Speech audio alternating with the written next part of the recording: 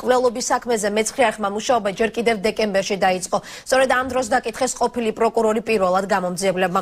რაც აცხადებენ დღეს მკვლელობაში ბრალდებული და მოკლულად გამოცხადებული პირის ოჯახის წევრები. ახლა პირდაპირ ეთერში საუბარს ჩემი კოლეგა თამარ გოგესაშვილი განაგრძობს. თამარ, გისმენთ.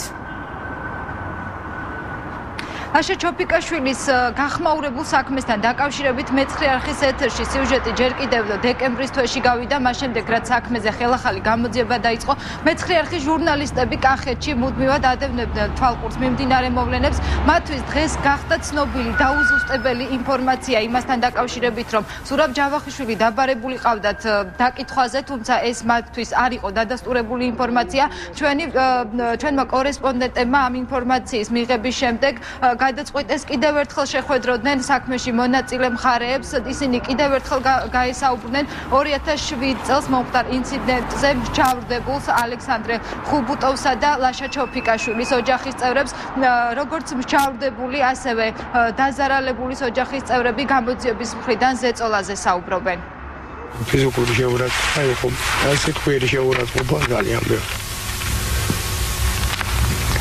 ერთულებული გავხდი რომ მეღიარებინა. აჯუ მიიღეს ჩვენზე, იმიტომ რომ ახლო მუშაობდით, ახლო ვიყავით ძალიან და სიმართლე ის არის რომ მე მაგისთვის თითი არ დამეძვი. მოდიოდა ეს მილიცია და მიხსნიდა რომ არაფსიქიურად შერყეულმა კაცმა შენ შვილს დაარტყა. ესე იგი ფსიქიკურად არ იყო ეს კაცი ნორმალურად და აღიარა რომ მოვკალი, კეტი დავარტყი თავში და ამადა ჭიშქვილთან გადავაგდე და ამაზე სასამართლოზე დადიოდა ჩემი ძმა. როგორც უკვე საზოგადოებისთვის გახდა ცნობილი, პროკურატურა ზურაბ ჯავახიშვილს თანამდებობის თანამდებობრივ გულგრილობას ედავება და ის უკვე პასუხისგებაშია მიცემული, თუმცა ჯერჯერობით უცნობია, რა სანქციები დაწესდება და დადგება თუ არა პასუხისგებლობის საკითხი იმ მოსამართლეებისა, რომელთაც 2007 წელს აღნიშნული გადაწყვეტილება მიიღეს. მე შეგახსენებთ, რომ აღნიშნულ საქმეზე განაჩენი თელავის რაიონულმა სასამართლომ გამოიტანა. პასუხისგებაში მიცემული პროკურორის შესახებ თამარ გოგესაშვილი საუბრობდა პირდაპირ ეთერში.